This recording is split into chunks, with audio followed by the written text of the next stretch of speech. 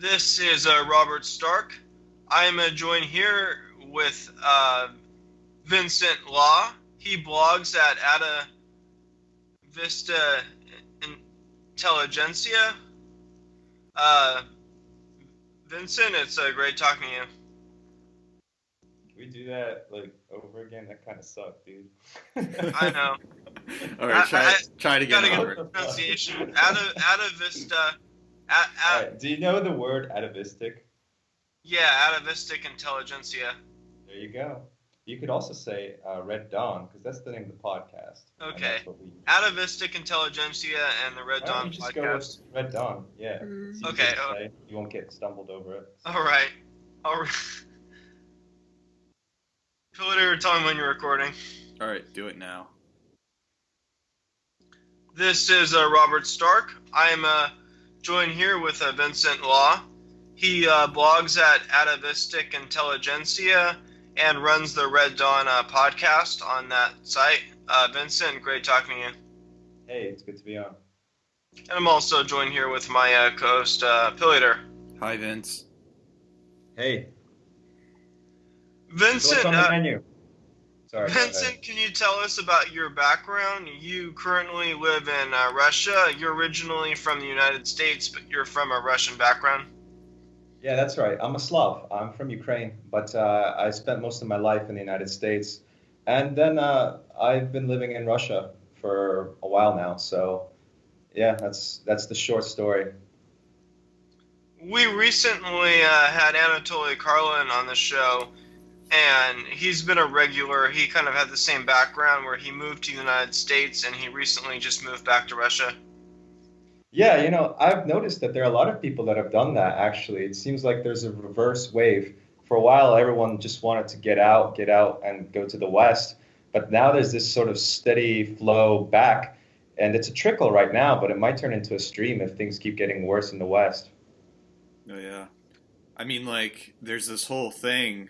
This is kind of the cliche, right? In America, the global elites have pretty much duped everyone in the Midwest working class, and now they go live in exotic countries like France and Japan, and basically everywhere where they do globalized work, and they leave their home country behind, left to everyone else at the bottom. Kind of like the Jetsons, where everyone has a tower at the top, but we never know what's at the bottom of those sky towers.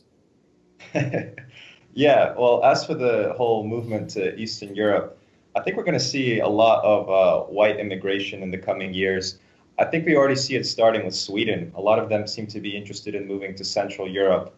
I wonder why. But as for the Slav immigration back to Eastern Europe, a lot of it is just these people that left during the 90s, during this period of intense instability and things have really improved and leveled out. So if they didn't really set down roots in the West, it makes sense that they would head back. What were some of the main factors of you moving to Russia, and was it a difficult transition, or were you already pretty much ingrained in the culture? I don't know. I mean, you mentioned elites sort of ditching their homelands to basically go wherever they want, and that's a real phenomenon, I think, and it's part of the phenomenon of nomadism. So for me, growing up in the United States and having all these sort of Soviet values, it's not really that I was kind of like a one of the Jetsons hopping in a flying car and just quitting for an exotic locale. I mean, for me, it was like, hey, some of these American values that I keep hearing about and that I sort of find myself immersed in, they don't really speak to me. And you know, you gotta go back to your roots, man. You gotta figure out what you're all about, where you come from, and all of that. So it's like a roots thing, except for white people. Yeah. Well, That's with me, I mean, my background ancestry is pretty mixed up. I don't really have like one country that I'm connected enough to. like I said, I have a flag of Kazakhstan in my room, or But you're not Kazakh. I know that's the thing, so I joke and say, "Oh, you must be your Asian pill eater," or basically maybe a flag of Okinawa, and just work it from there. I don't know, but something like that. Are you like one of those quarter Scotch, quarter Irish, Yeah. quarter. Yeah, you're like, okay, okay. And I'm like around a quarter Danish, a quarter Polish, like 1/8 German, a little bit English, a little bit Welsh, a little bit Norwegian, a little Yeah. a little bit Jewish. Okay. Well, I don't know. I think it's a lot of people in America share that sort of mixed white ancestry, and a lot of them sort of feel disconnected from something. They feel like they don't really have a culture of their own, and a lot of times they'll just sort of choose one of those fragments that are the most interesting, and they'll just roll with it. They'll be like, "Yeah, I'm Welsh" or whatever, and get really into Welsh stuff. So I totally understand that impulse, though. I think to get like intellectual and everything, if you just read a little bit of Heidegger and get past all the tough stuff, basically what he's saying is that the world we are born into is ethnic. And really, you have to, if you don't understand where you came from, like a tree, if you don't understand your roots, there's no way you can, it's like being born blind. You know, you are an inheritor of the dreams and ambitions and past works of your ancestors. And so you really got to know where you're coming from. And if you really believe in genes and all of that, you could take it as far as to say that you're kind of programmed in your genes, like what makes you happy, what will give you fulfillment. Your understanding of yourself really is tied up in your understanding of your ancestry. But, you know, that might be taking it too far. What do you think? Yeah, that's definitely a crucial factor. And with the cultural divides, when you moved to Russia, did you automatically connect with the Russian people, or did you feel any differences? Like, do they view you as American, and were there any cultural barriers? Uh, no, I mean, it's, despite the fact that I pretty much had forgotten the language when I first moved there, uh, I quickly picked it back up, and it felt like putting on an old pair of boots that I had broken in and hadn't worn in a very long time. It felt cozy and, yeah, really quick assimilation, you could say. You recently wrote this post about Russia, and it's called "From Russia with a Shove." And you talk about some of the generation gaps. You talk about the older people who grew up under communism, the people who grew up during the instability of the 90s, and then the younger generation today, people under the age of people in their teens and 20s who are heavily westernized. Yeah, I wouldn't say they're heavily westernized, but they're certainly different from the generations that preceded them. Russia, in many ways, I don't know how much you get into, how much you've listened to Bowden, but he has this one great hypothesis about why Eastern Europe sort of remains more traditional and less paused than the West. And that seems counterintuitive, seeing as communism, was in control in Eastern Europe. And he makes the point that the Iron Curtain ended up preserving under permafrost a lot of the aspects of what it means to be a traditional European. Because, as bad as economic Marxism was, it wasn't as bad as the cultural Marxism and liberalism that the West was subjected to. So Yeah, really, I mean, it's bad for the people who lived under it, but in a sense, it kind of froze the era in time like a museum, and then allowed people to kind of start over from scratch, while the American Western system and the system in Western Europe kind of caused a lot of permanent damage. yeah, exactly. So let's talk about the generation gap. You have a lot in the 90s. You basically had a complete collapse and a complete loss of faith, and it was a really earth-shattering event, the collapse of the Soviet Union, and what happened afterwards, the complete failure of the 90s. So a lot of people got really black-pilled, to use a term from the movement. They got really depressed and cynical, and I mean, lives were just destroyed, savings destroyed, your place in society was uprooted, and all of a sudden, what used to be considered bad, like in terms of values, was suddenly considered great and good. So a lot of people kind of dug their heels in and got really red-pilled by this experience, and they ended up really ultra-conservative and more sort of Like they came out of it without, like to explain it this way, if you were living in late 70s in the Soviet Union and you wanted the jeans and the CDs and the bubble gum and Star Wars or something like that, and you kind of fell for the promise of Westernism, right? Of soft pop culture and consumer goods that are really nifty. After living through the 90s, a lot of these people ended up rejecting this sort of optimism and attitude towards the West.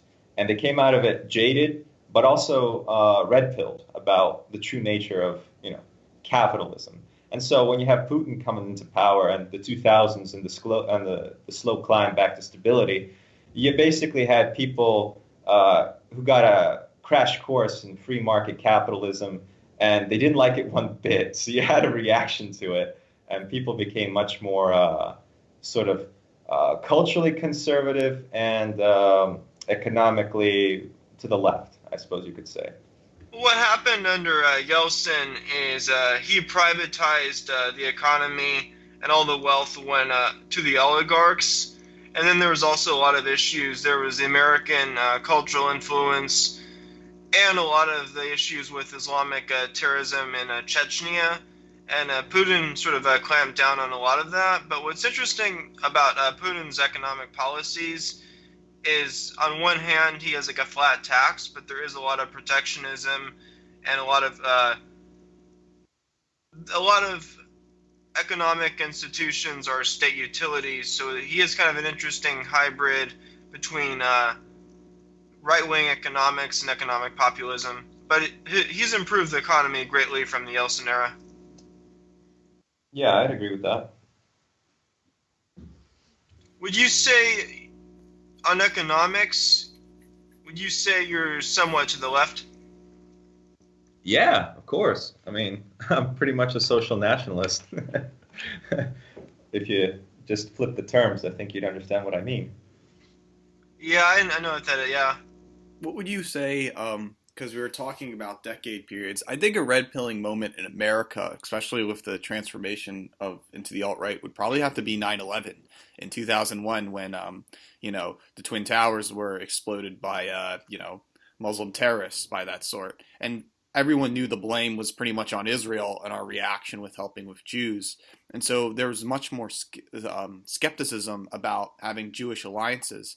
And so you have these things like this whole anti-Israel and pro-Palestine movement, Norman J. Finkelstein, or G. Finkelstein, and more of that kind of critical to Israel but pro-Palestine. And I think that was kind of almost in a way, a fad in the zeros, the 2000s, and now we're in this weird alt-right thing from, I don't know, what are your thoughts on 9/11? Well, just briefly, I've noticed that I noticed that trend as well because I got involved with the kind of dissident politics. I was involved with the Ron Paul movement in 2008, and I was kind of involved with the early alt-right like in 2010.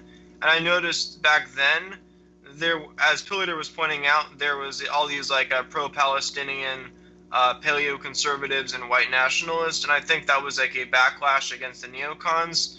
But I've noticed that you don't see that as much anymore because, especially a lot of the anger about radical Islam and Islamic immigration into the West, that's kind of died down. I think the pro-Palestine was basically a soft, politically version of anti-Semitism. Yeah, you're probably right. Yeah, that makes sense. I mean, honestly, I wasn't really 9/11 wasn't a big red-pilling moment for me. I didn't really understand the significance of it. I just sort of was like, all right, I mean, America was funding all these groups to fight the Soviet Union, so they just got bit in the ass, and they kind of had it coming. That was my original take on it. I was like, you reap what you sow, bitch. But as I got more involved in like understanding what really went down, I mean, you just sort of understand that it's really hard to be a patriot of any country, a real patriot any day. And American patriots in general, the ones that aren't just about, okay, like to take a step back, Bushism really, I think, set back conservatism in America. And if it weren't for Trump, I'd say, Bushism was fatal to American conservatives because it became associated with this sort of foam finger wearing, Bud Light chugging, USA chanting Jesus freak menagerie of people that, it's like if you had any sort of triple digit IQ, you sort of could see the holes in what they were saying, and you could feel that what they were doing was wrong, Iraq was wrong, and there was a lot wrong with it. And so a lot of people that were growing up in that time, in that era, ended up sort of turning to Jon Stewart, and they started thinking of themselves as liberal because liberal became associated with anti-war and anti-Bush hypocrisy. That being said, once Bush was gone and we had Obama, I mean, listen, I didn't actually vote because I live in a place where my vote doesn't count. But when Obama got elected the first time, I ran down to the White House and I was totally enthused about it. I thought this was going to change everything. I even hauled a fat Mexican on my shoulders and let him wave an American flag right at the White House gates. So, I mean, let's just say like I was at that point right around 2008. But, I guess it's like Richard Spencer says. I mean, people just get red-pilled by reality. You start understanding that, there really isn't a two-party state. Just because Obama said some nice things doesn't mean he had any political clout or even the desire to change anything. It was just, two heads of the same beast. The Bush doctrine and the neocons, they carried on into Obama's presidency. So, Trump was like the real return of American patriotism.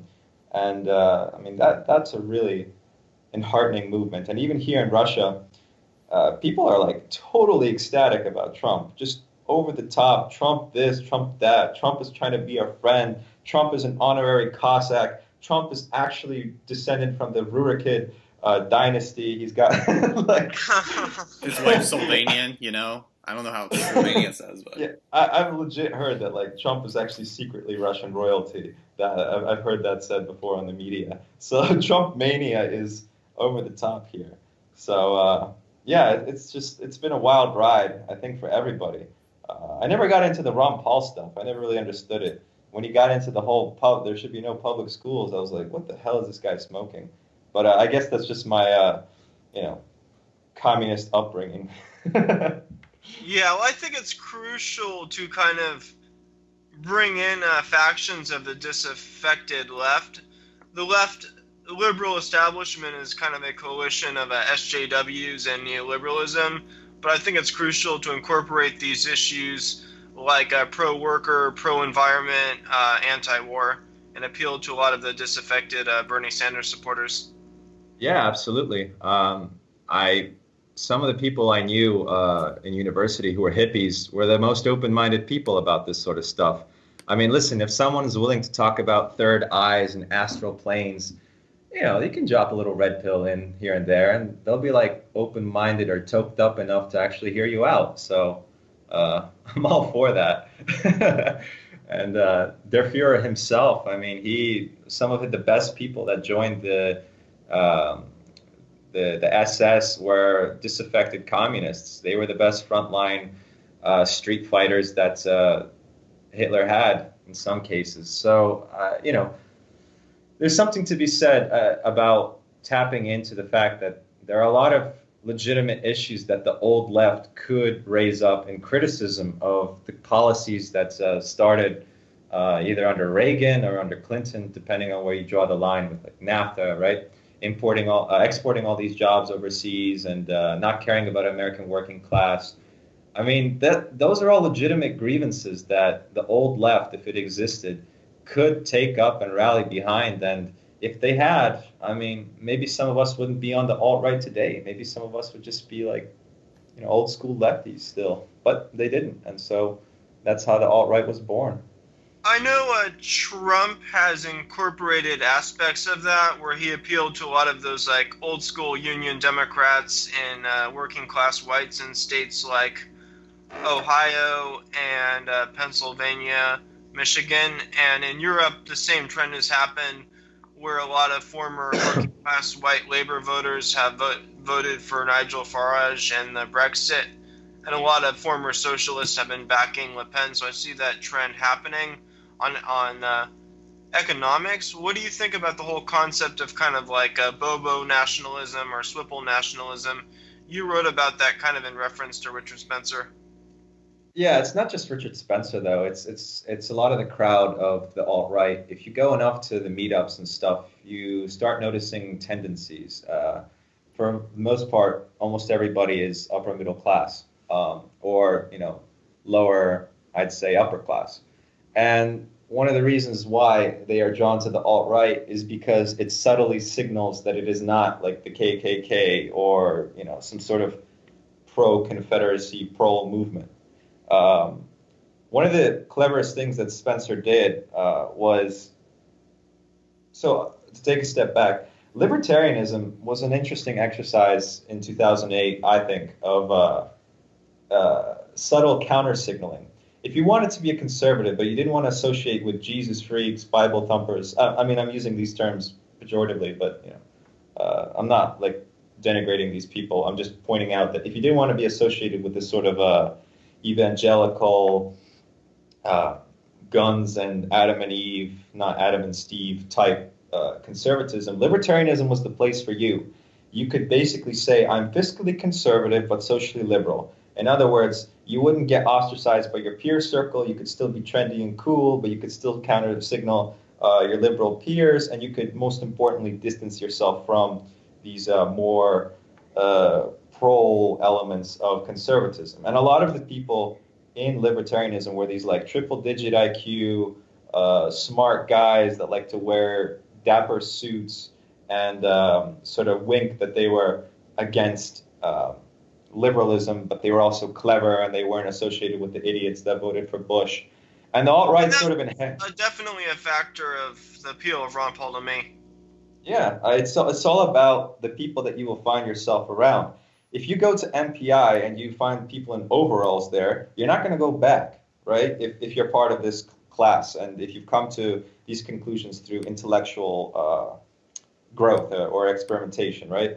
But if you go there and you see people well-dressed that seem to be from the same socioeconomic background as you, all of a sudden you feel a lot more at ease about embracing what could be considered, faux pas social values that the alt-right espouses.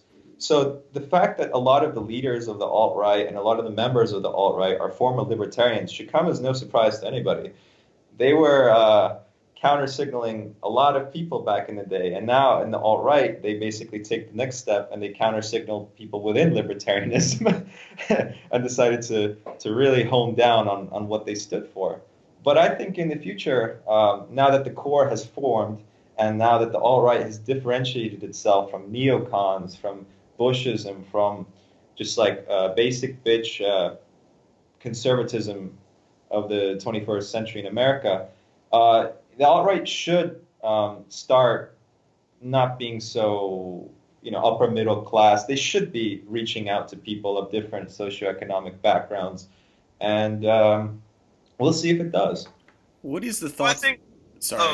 I'll comment really quick. I think there can be both. I think the economic issues can appeal to the working class, like Union Democrat types, and then I think there's also can be room for a kind of a like Swipple nationalism. I think both can exist. Well, like most libertarians, were kind of rich. Like, let's be honest. I used to spend some time in libertarian circles. These guys are not going to work in a factory. Let's just put it that way. Well, sure, definitely. So for them to argue against unions and to make these arguments for free market economics, it's like, sure, dude, I'm sure that benefits you. I'm sure you'll do quite fine as like a think tank dude wearing your bow tie and your stupid tassel loafers. I mean, that makes perfect sense. You're arguing for what's in your class interests. The only thing, there were also just middle class libertarians who like to LARP as if they were like big business owners or something like that. All these people would like get so up in arms about the fucking inheritance tax. It's like, why are you so up in arms about this? You're not going to leave $3 billion to your kids. Why? I mean, most of them act like autistic robots too. You can't tell if they're just a patient of autism or they're just like they're trying to be intellectual and they talk and they're like well versed in everything when they're just phony and talking out their ass. Here's the thing. This gets into like a theory that we're really pushing on Red Dawn, and it's the bronze, silver, gold soul theory, and it's also a class-based theory that the middle class has no conception of itself as being middle class. It thinks that it is actually upper class, and so it apes what they think that the upper class does. So they think that the upper class spends all its time like sipping champagne, eating caviar, going to the opera, and all that. When in all reality, the upper class actually just slums it all the time, does cocaine, and their kids listen to rap. Like it's true. Oh yeah, and they're just, as F. Roger Devlin said, sexual utopia and power. It's also a sexual decadent thing where it's basically like you just said, it's like the Devlin quickly said the reason why there's like low white birth rates is because the women's sexuality has been trashed so much that she only looks after the higher ups, and it gives basically no one, someone to have a wife and kids. It gives everyone, the upper class, like a promiscuous playboy like mentality. But yeah, it's a lot of that's happening. And what's happening in our society is the economics there's more income inequality, but the culture is becoming more kind of decadent, where the rich are emulating the kind of the behavior that you would describe as kind of low class, and then at the same time with this kind of crass materialism.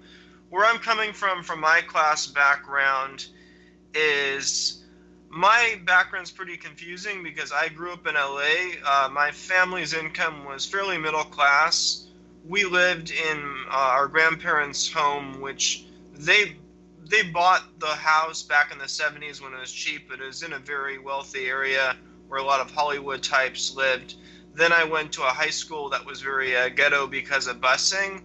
And then I'm also someone who is kind of culturally into kind of a lot of the Swipple things. Like I'm an artist, and I like sushi and like sipping like chai lattes. But on the I'm Robert. I'm Swepple too. I just hang out with Asian Americans most of the time, so it's a pan Asian American Swepple thing, which I basically make up in an ideology. But yeah, we're all influenced by economics. I'm more, because I've struggled economically. On the Jewish side.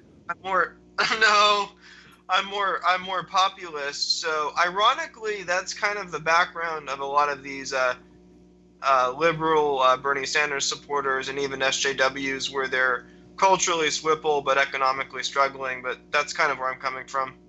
Except I'm red-pilled on a lot of the other issues you talk about. Same. Yeah, but the whole Swipple thing. It's this.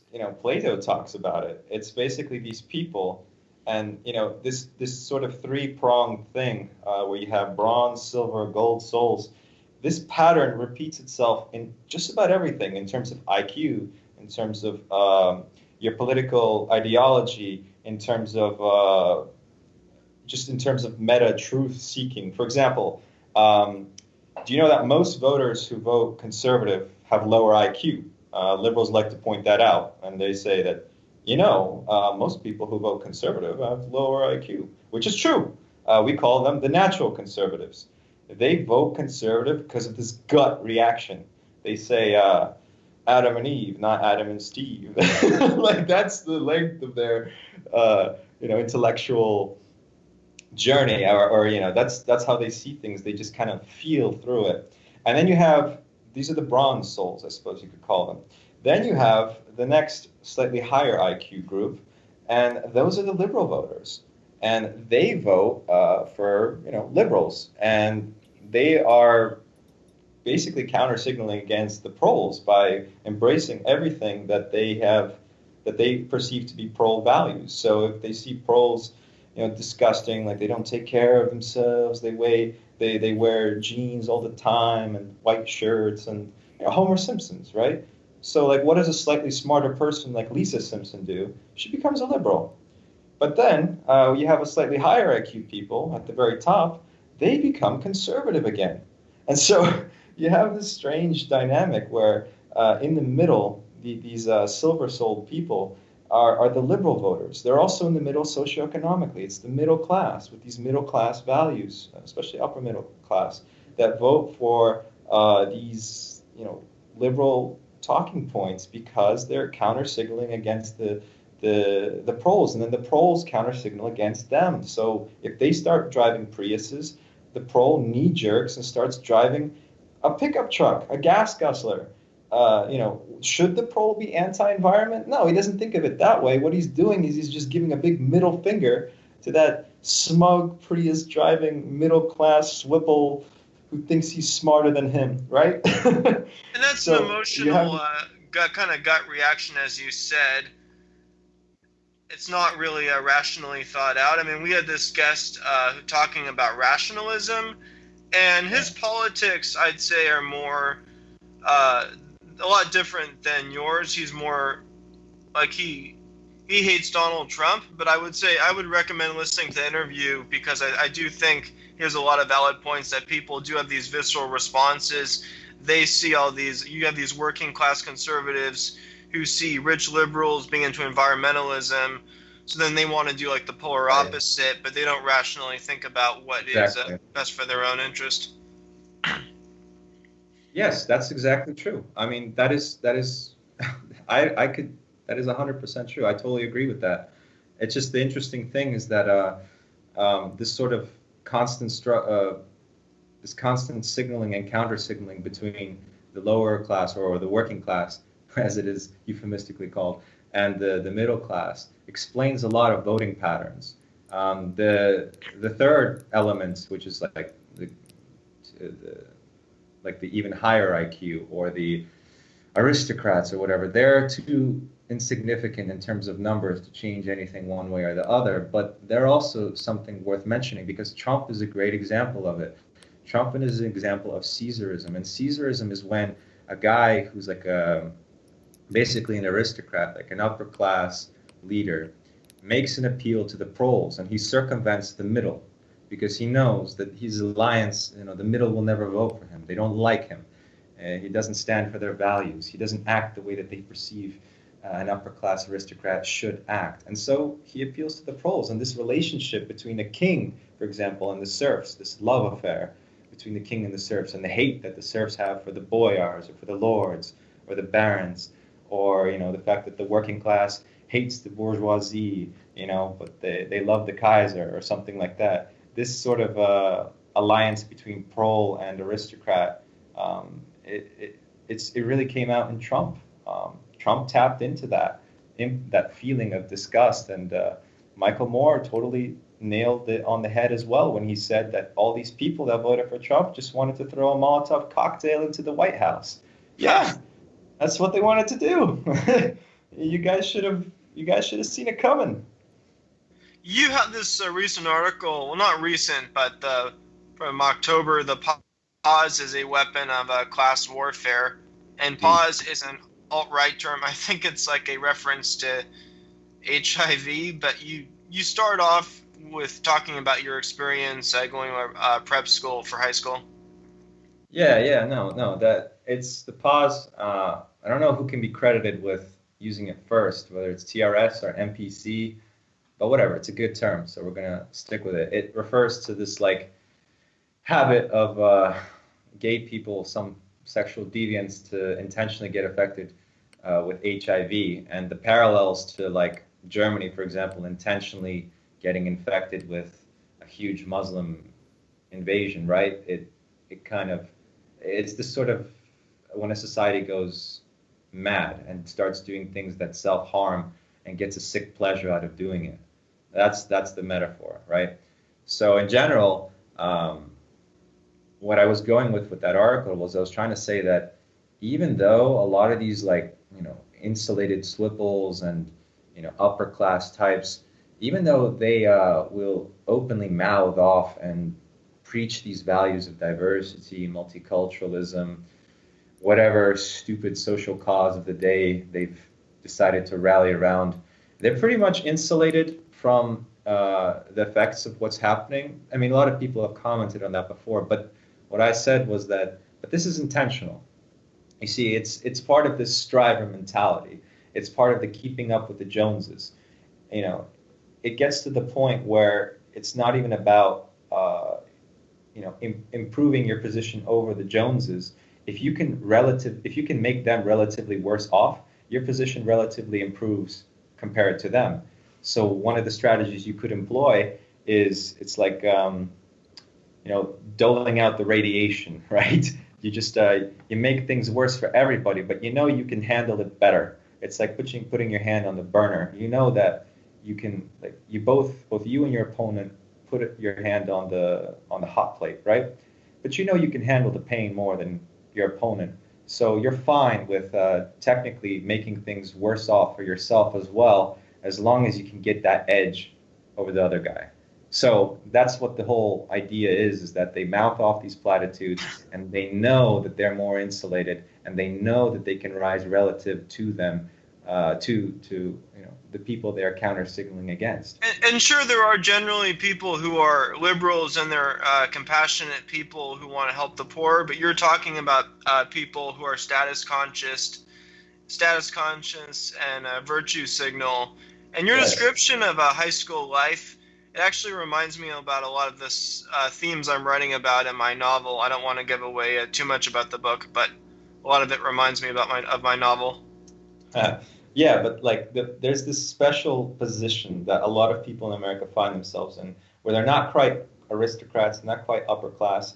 They're in that little, they have to make that final leap, They're upper middle class.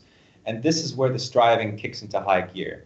If you're a pro, if you're just a typical working class guy, this keeping up with the Joneses bullshit, they do not do that as much as these people who think that they're so close to making it to the top.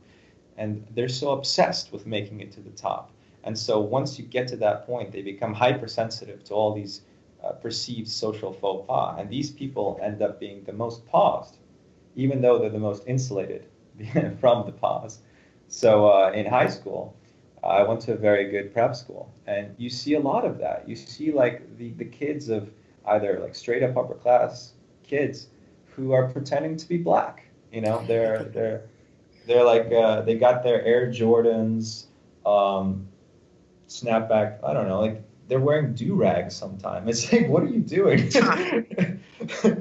Smoking weed, of course, doing drugs. Well, you even see that in like cheesy Hollywood teen films. Yeah. But it's like, and then they listen to rap and they pretend that they are, and they start talking as if they're these like lower class apes, right? And you're like, why are they doing this? It's funny, on the East Coast, it still is today, like punk hardcore music basically means white upper classdom. At one point in time, punk hardcore was basically like a lower class white thing, but now it's been culturally reappropriated to mean, all right, if you're into punk hardcore, you're just exactly like the people you're saying, right? There are these whites that wear their black t-shirts of like no-name bands of like whatever, and they're basically trying to be, but no, they got their trust fund babies, they got all this money, and they go to shows, and they have girlfriends, they have every luxurious thing, and pretend they're the Antifa, basically. Yeah, I was about to say, if I wanted to join a white organization, I would drop the alt-right in a heartbeat, and I would join Antifa. That thing is 99% white. Because they all come from that stupid punk hardcore culture, and basically it's an upper class thing, and it's all this victim mentality. It's not quite upper class. It's upper middle class. They're precarious. They're about to make that. They're super swipples. Antifa is the final evolutionary form. You could argue that the hippie. I took a trip to the Caribbean recently, actually, and I saw these hippies on an island. And this island, how do I put it? Like, do you know anything about Caribbean culture? It's basically there were these Indians that lived there, and then the whites came and settled, but then they started importing slaves, and the slaves revolted, and then the islands became black and mired in poverty until tourism came in like the 70s and the 80s, right? So you had this like one island where these hippies had settled. And the funny thing is, like, it was just this one little place on the island chain. And every other island where there weren't white hippies living is just a total dump. And what island are you talking about? It was interesting. I'm talking about the Virgin Islands. Sorry. The Virgin Islands. That's interesting because some places in the Caribbean, I know, like Jamaica, have a lot of horrible poverty and crime. In the case of the British Virgin Islands, They're a really nice place because basically the Rockefeller family bought up all the wilderness as an ecological preserve, and that's really great. But it's sort of a very exclusive place because it has a very low population. Then I was also reading the island of St. Bart, which is a big destination for the elites in the Caribbean. I think it's the only majority white island in the Caribbean.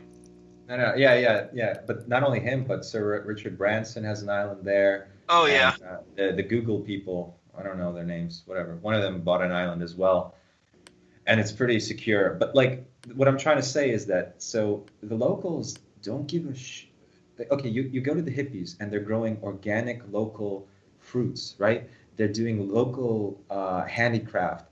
They're preserving the culture, the unique culture of the island.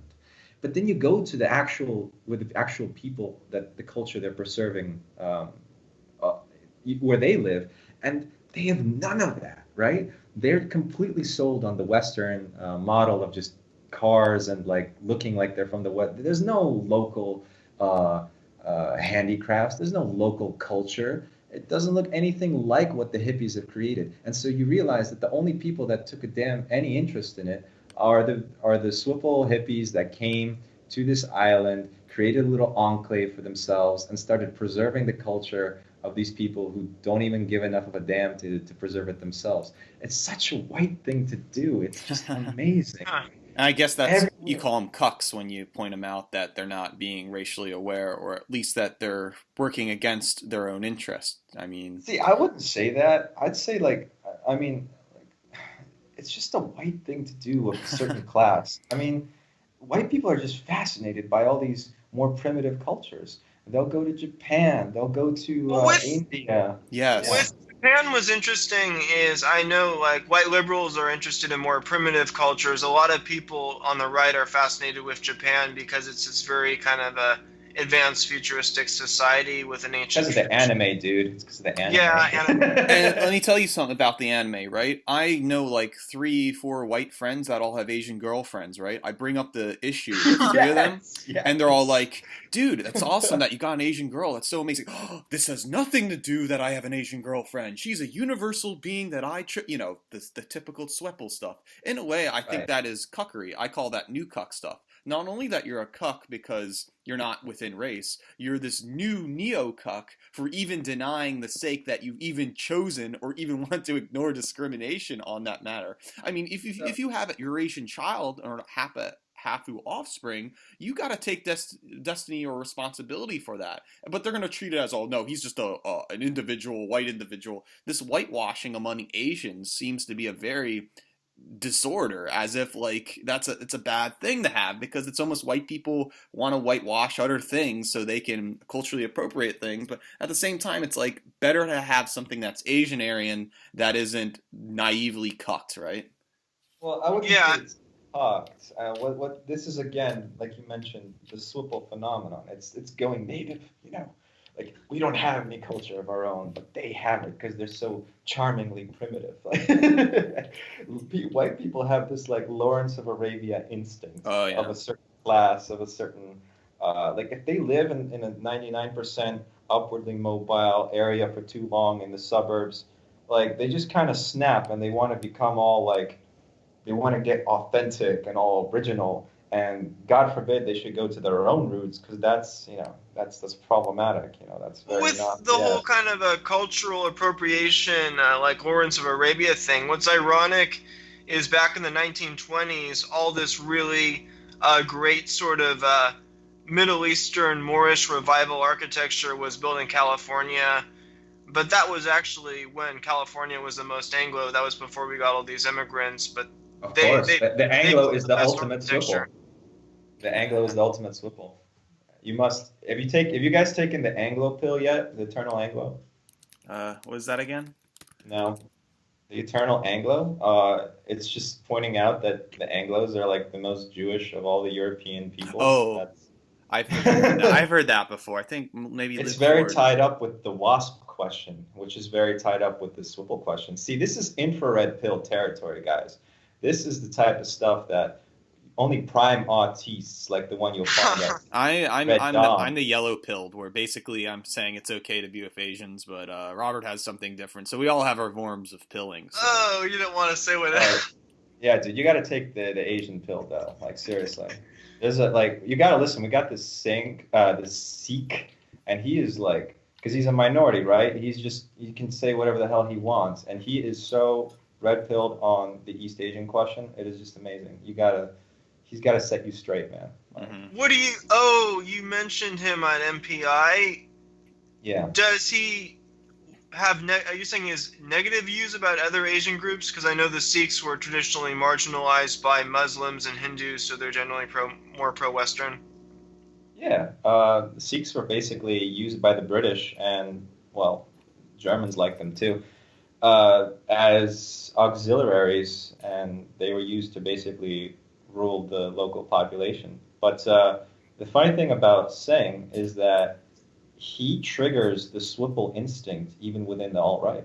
He is such a star. He is such a star. You would not believe it. Like, he goes to a single event, any conference, anywhere, and they are just fawning over him. They're just so fascinated by him and his culture. And I'm like, this is supposed to be a Nazi, like, far right, you know, like white nationalist conference, and everyone's just totally digging his turban and like thinks he's so interesting. Yeah. His Swipple instinct is too strong, I swear. Yes, exactly. It's always where, hey, look, if you're like Eurasian or something, everyone's got lots to be your friend, right? That's kind of a normal thing, right? Exotic attracts people. I know there's this whole school of Orientalism saying, oh, that's bad. You shouldn't judge a book by its cover. But it's like, sometimes you should judge, but you should always make sure that that instinct shouldn't, basic stuff. You wrote this article. You wrote this article. Chad nationalism is a bad idea, and it was in reference to a lot of high IQ intellectuals who are they're attracted to the alt right because they're repulsed by the dominant culture of just like this kind of a drunken, trashy bro culture. No, listen, dude. Like, all right, everyone in the alt-right that was talking about Chad nationalism was a total LARPer. I mean, there is no way that.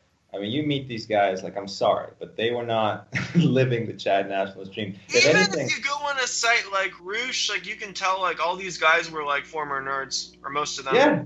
Yeah, no, let's just be honest about what we are. We are all former nerds, and it's the same thing about the bronze, silver, and the gold soul theory. We were all silver souls. We were in the middle. We thought we were like either liberals or libertarians, and we were counter signaling the proles because we didn't like how trashy they were. But now we've come full circle. We've become gold souls, and so we realize the inherent truths of what the bronze souls were doing. It's like a Buddhist parable.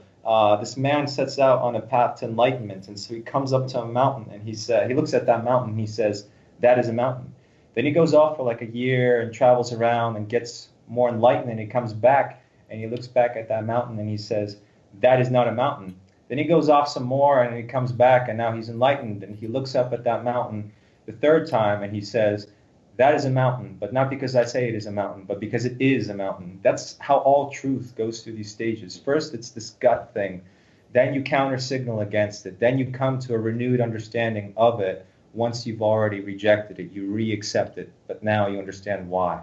So I get why they're like saying, oh, yeah, shit, men need to be men, and we need to be masculine, and we need to take back our society, but don't, be honest about what you are, man. Like, you're not a pro. They always say, like, right-wing men are alpha and liberals are beta cucks. But, I mean, that's kind of simplistic. A lot of so-called Chads are people who pretty much, they just care about getting by in society.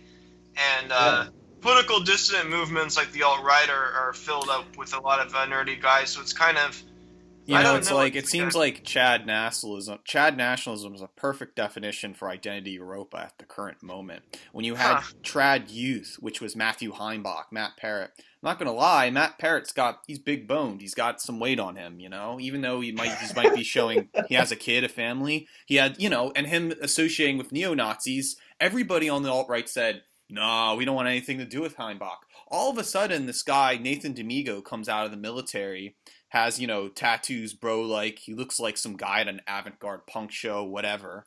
And then all of a sudden, him and his bro Identity Ropos, who are maybe all closet gays, possibly, are showing this Chad nationalism. Once again, I'm not hating on Identity Europa, this is just the way I see it. And so identitarianism is basically, I think, a manifestation of this Chad nationalism you're talking about, where people want to be this fash cut thing or this jock that was Yeah, this, but it's not a jock. Again, there's a lot of overlap between the gold and the bronze soul but there's a difference, you know? It's like one is a state of enlightenment it's natural enlightenment. It's even the whole pickup thing, right? You got the natural alphas, guys who don't know what they're doing. They just go to the bar, make some noise, yes. just go over to the chick with their dick swinging and like they pick her up. They don't know what they're doing, but it works. And then you have the struggling PUAs, the slightly like smarter, higher IQ dudes who are nerdier, and they're trying to implement some of this stuff, and they're failing. Yeah. And then you have the true like the true PUA master who has really mastered the concept, and so he's become, this sort of an enlightened form of the natural alpha. He's become the refined alpha, right? But you cannot, even though there's a lot of similarity between them, you have to understand they went through different journeys, and even though they're natural allies, you could say they're very similar to one another now. They're quite different as well. So I was trying to make the point that, like, listen, it's not about being a stupid jock. It's about embracing intellectualism and using and genuinely through an intellectual path coming to the realization that there are a lot of values that the pro embodies that you should embody as well. You should be like an officer. You should be well put together. You should be intelligent. I always like the ideal of the Christian. The Christian. Oh, you're saying kind of like the kind of warrior intellectual, as opposed to kind of the buffoonish Chad. Like the dad, or I always say the Christian minister, right? You always go to these clubs, and they're like these new age Christian church will be like, I'm a normal, healthy guy, but did you know I'm a follower of Jesus Christ? This kind of new. That's what I think. The Christian attitude is very helpful, and I'm all for that too. And I've been in that church scene, so I know what there's. But yeah, this man, that's a dad for society, or at least this good role model figure you can trust. Not this. I prefer officer. You're an officer. Yeah. Yeah. You did say in your article there's less of a distinction between like a nerd versus Chad culture in Russia. Yeah, there is. I think it's, in America, there's this sort of like Revenge of the Nerds type dynamic playing out. But what about the like gangster types with like the stereotype of like the leather jackets and gold chains? Yeah. So that's like straight up thug. You know what I mean? Like the Chad is perfectly within the boundaries of the law. You know what I mean? Like if your parents gave birth to a Chad, there's no, he's not going to go to jail for being a Chad. I mean, at least like back in the 80s or whatever.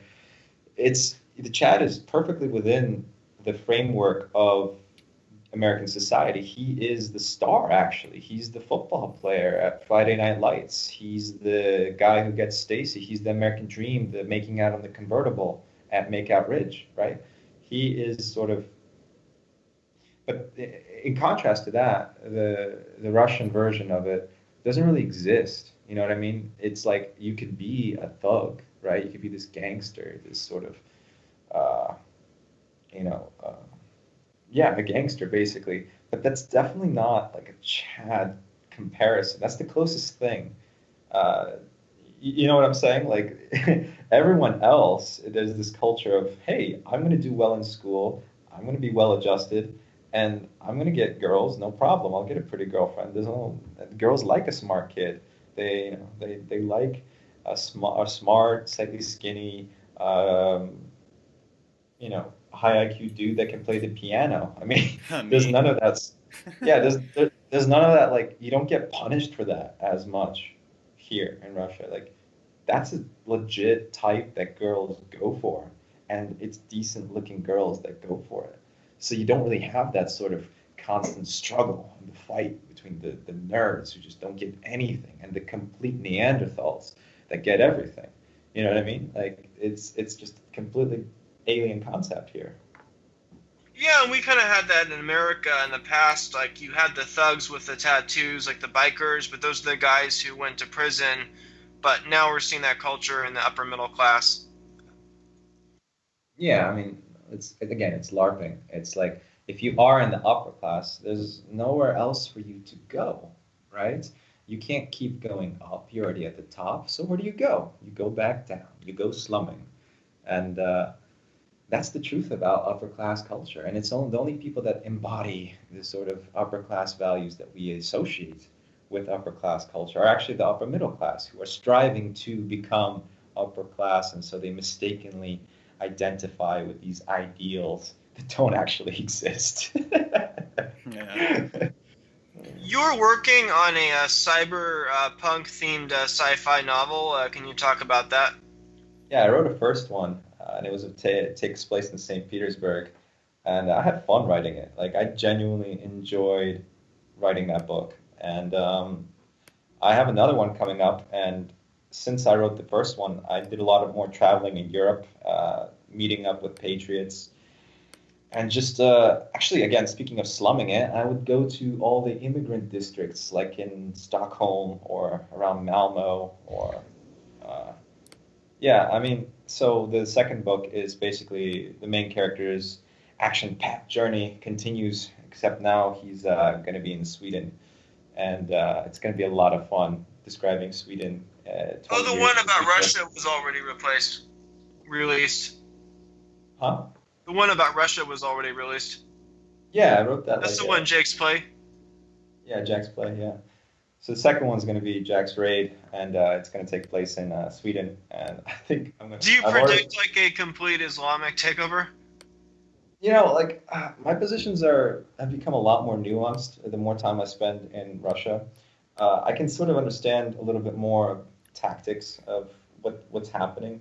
The narrative that the sort of camp of the saints narrative that this is just how it happens is very compelling, and there's a lot to be gleaned from it. But Malmo is an interesting example.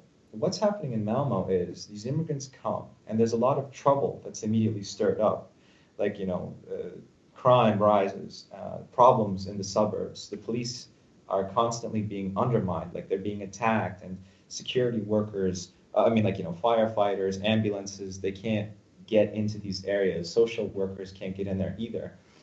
And a lot of people on the alt-right and just the right wing in general will say, "Oh, see, that's because they're subhuman savages and they just can't fucking function in a normal society." And they don't understand that this is actually a very clever strategy. What they do is they deny the locals um, access to the state, and so the locals have to rely on authority structures that emerge from gangs, from Muslim organizations. And so they create these parallel societies where if you actually want something done, if you actually want justice done or access to some government money, you have to go through, you can't just go to the Swedish government or the government of the city of Malmo. You have to go through these parallel organizations. And then the police ends up making deals with them. They say, listen, can you just like keep the quiet in this neighborhood, please? And they say, sure, no problem. Just give us the authority and look the other way and work with us, and we will keep this powder keg under control. And so Or do what you happens is, see? sorry, Do you just to see? finish up. Okay, go ahead. Yeah, what happens is like they stir up these problems when they come to the immigrants come, and then they offer a deal to the authorities, and they say we can keep calm here, we can like keep the peace, just let us take care of it ourselves, and that's how you see the real takeover happening. That's how you see that's the mechanism, that's the actual, yeah, we can see that, okay, demographics and increased immigration is going to lead to it, but how? And no one actually explains the process of it. So I want to like, get more into that sort of thing. So you're not really predicting like this violent bloodbath civil war. You're predicting more of a No. scenario of what happened in California with like Mexican and Chinese immigration. But the other trend I think is happening is that a lot of Muslims are turning to kind of Western style like hip hop culture. I read Uh, an interesting comment after one of the terrorist attacks in Europe. Someone said that the young Muslim men, the ones who are the most disaffective, turn to jihad, and groups like ISIS, and the ones who are the most socially successful turn to kind of Western style hedonism and like emulating like black hip hop culture. Do you see those trends happening? Oh, yeah, absolutely. Sweden is a great example of this. Like you'll see that the trendiest white Swedes that hang out all have their token friends, like Arabs with like perfectly greased up hair. I mean, everyone in Stockholm looked way better than me. Like when I was there, I mean, really decked out, like totally peacocking over the So you're top. saying an Arab would have higher status than a Russian guy like you? Absolutely. Absolutely. Because, first of all, I'm a bad white, right? I'm the type of flyover, hick, Eastern Mongolian savage that the Swedes, hate with a passion. I can't be like, hello, fellow white people, I'm one of you. No, they feel more, they get more social utility out of basically using an Arab, like a well-adjusted, good-looking Arab to join their social circle as kind of like a handbag or other accessory or an iPhone. It's a way of socially signaling, right? So the upper class Swedes and the upper middle class will do that, and they will like, Stockholm is pretty much if you live anywhere near like in the good parts of town, and you go out to these incredibly expensive places, yeah, you're well to do. So they basically use them as accessories, and it's that same idea that while the poor working class Swedes have to actually live in neighborhoods with like the worst adjusted and most third world elements of this massive immigration flux, the better offs get to just drape this accessory on their elbow. And Pilliter, what was that comment that Roger Devlin made about Norway at MPI? Yeah, he was talking about how I think it was Pakistani or one of the Middle Eastern people that come into one of the Scandinavian countries, and the women fall for them because they think those other Scandinavian men are not competing, or at least not living up to their perceived standards. And so we see a lot of these Scandinavian women fall for these brown-skinned, Middle Eastern people, and then basically they get duped, they have a kid, whatever, and it just shows you how the dysfunction is. And it goes back to Devlin's sexual utopian power, how this is the fault of the women's cause, and how the breakdown of her sexual, it's not really the men's, it's the women's fault. And that can totally relate in the American situation today. The reason why we have MGTOW and this whole thing is because the American white woman is basically a bitch, and nobody wants to lay down with her and have children. And so that's why people are also going for Asian girls too. That's one of my other arguments too. Asian girls is a better substitute than MGTOW, okay? MGTOW assumes all women are hatred. I would assume, no, MGTOW has it wrong, you just haven't discovered Asian women. But the thing is that, it's so dysfunctional that someone needs to fix this. And I hope white nationalism can fix this, or at least purge all these shrewdish white women. Here's the thing, Jared Taylor says it might be this innate thing within our race. Yes, in our let me culture. jump in here. There's two types of feminism. There's Jewish feminism and Nordic feminism. Chateau Hiartiste made a post about this. Oh, I saw that. I'm serious though. Like you got to spend some time in Scandinavia. He's right. We noticed this when we went there. Like it is insane. It is just insane. Have you read Calhoun's rat experiment, Universe 25? I think I know what you're talking I don't know. about. I mean, I think the Swedish model is probably worse. I mean, I think you'd be better off moving to Israel and like meeting like a cute Russian, blonde Russian Jewish girl. If you have the money and you have to have the Jewish background, it's a possibility. But most men, the shekels, right? Yeah, most men, there's the biggest population are Chinese, and the Chinese are probably going to be in every country, and so it's going to be a better substitute for Chinese women than the rare scarcity of upper class socioeconomics. There's always a Chinese in every upper middle class, or even lower, But what Hiartiste was saying about the different models, I think Jewish feminism, people in the alt-right like to attack that the most because it's an easy target. But I think it's more honest. I think like the Nordic model of feminism is more totalitarian.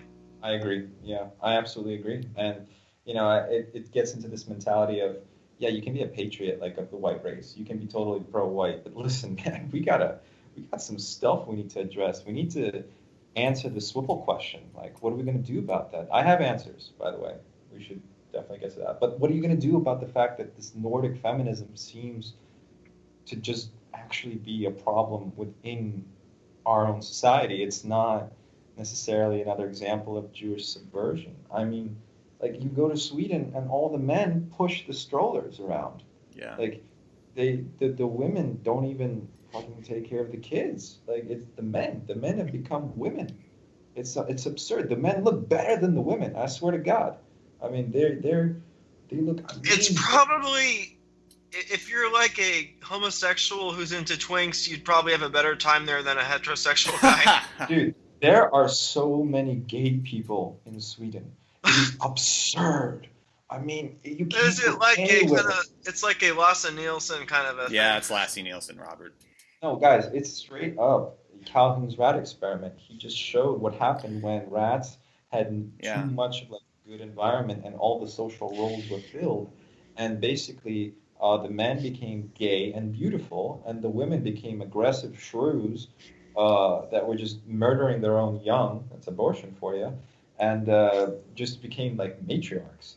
I mean, listen, Sweden is a matriarchy right now. You look at like all the ministers. Like you go to some immigrant district, like I think what was the name? It was Husby. Yeah, we went to Husby in Stockholm, and there's this poster right at the metro as you get out, and everyone's in a hijab. Everyone's got the full fucking pillowcase on their I head. would be really, I would be really embarrassed to be Swedish. I mean, I have Danish, a lot of Danish ancestry, but I think they're the least cucked of the Scandinavians. It's almost as if, like, if you're a loser, you become gay, right? If all the women are bitches, it's like, oh, well, the next best thing I can do is be gay, Yeah. and then it becomes culturally acceptable. I mean, Jack Donovan said that too in his one of his first book. But yeah, loserdom Exactly. has a That lot is- to do with being gay.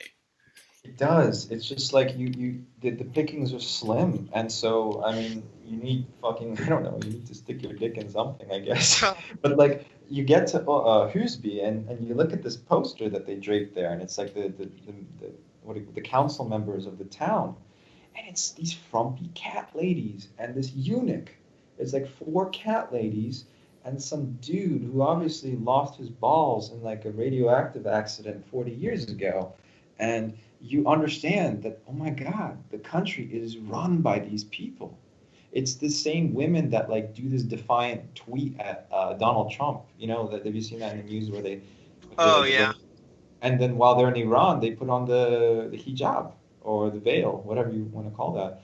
And it's like the whole country is run by cat ladies and eunuchs, and gay men. And I think it's more. I think the people who focused on Islam, I think I mean, that is a threat, but I think can also be a distraction. I agree, because first of all, a lot of the Arab men I saw there were gay too. I mean, they're getting gayified as it is. In fact, gay culture is inseparable from Islam, if you think about it, because Islam allows one man to monopolize about four wives. Well, he can actually, in actual practice, go a lot higher than that if he's like a big deal. So if you have one dude that can take four, let's just say four, right, by Islamic law, you have three dudes that have nothing. And so what do? Well, they either go out and war and conquer the other tribe, which is why conflict is an inherent part of Islam, because you have all these young men with no women, basically, to tether them down, or you go gay. And that's why there's a huge gay culture in Islam where hand-holding among men, kissing among men, boy love, which is not considered gay, and all this stuff, like serious flourishing homosexual culture, especially in Iran, and if you think I was Sharia actually take interesting care because of that, have this idea of Iran as being this oppressive, patriarchal society. But I was reading that actually the women there were more hard-ass, and a lot of the men like spend their time like writing poetry and doing stuff that. So it's kind of we have a lot of misconceptions about those parts of the world. yeah, the women totally bankrupt the men as well. And then if they have a daughter, they basically have to send them to all these universities and pay for everything. Yeah, it's true. patriarchy pretty much there too. So How later? Robert, you want to wrap up? How much time do we have? We're at a minute is 68 minutes. Oh, I wanted to fit in two topics really briefly. We can fit in like two brief topics, and then I'll edit some stuff down to fit it in. All right, awesome. I'll comment on two topics briefly. Since we were on the topic of a cyberpunk, I want to get your thoughts on the cyberpunk aesthetic. I know there's a place in Moscow called Novi. I think it's a Novi Arbot, and I was looking at images. I'll send you a picture. It looks really cyberpunk. Yeah, so the whole cyberpunk thing, it's a really cool aesthetic. Cyberpunk gets a lot wrong. They totally think that the future is going to be some sort of nerd, transhumanist, fetish, jerk-off thing, and it's just not true. I mean, it's a symptom of the Swipple disease, really, where they think that, oh, everyone's going to be like this jockey cowboy that jacks into the system, and he's like mixed race and Yeah. makes love with other samurai. It's a really chick, and fetish. Yeah, it's a fetishizing thing. It's Yeah, also exactly. kind of a 80s nostalgia too. Exactly. Definitely. That image I sent you, when was that? Was that stuff from the kind of the 90s era, or is that more recent from the Novi Arbot? What? I will go there since I'm in Moscow right now, and I know Arbatskaya Ulica, and I've been meaning to go there. So why don't I go there and report back to you on that? But like St. Petersburg, let me say this.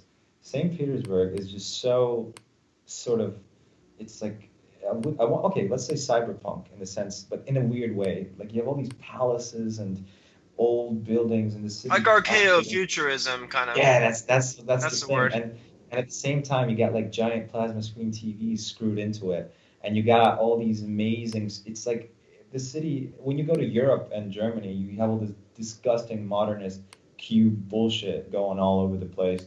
You don't have that in Russia, thank God. Well, what do you say about America? America has kind of like the crappiness of like the present suburbia in a lot of places. What I've heard about Moscow, it is kind of this like archaeofuturism, like the ancient Russia, pre-communist Russia, the kind of Soviet brutalism, and then then you feel like you're in Blade Runner, like where the ancient meets the future. In America, Yeah. we're kind of stuck in this like crappiness of the present.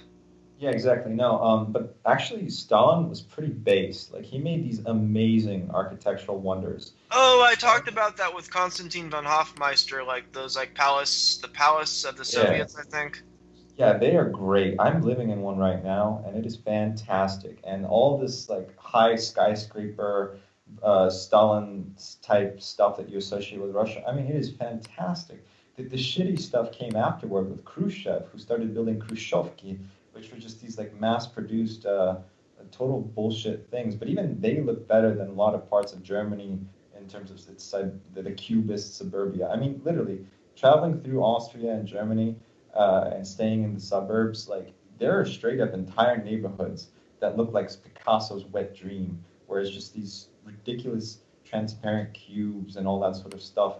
And it's like that disgusting, sterile iPad type future that you got going on. Russia's not like that. Russia's got this sort of blend of old and new, especially in St. Petersburg, where it's like this imperial city, and you got all these like new things just screwed on. Basically, you got neon and shimmering lights, advertising some little cafe right in the atrium of like a palace, or like this place I love to go to, which was an abandoned palace that some local kids took over. They paid a bribe, and they made it into this art complex where it's like all an abandoned palace that they retrofitted to make into a Swipple haunt.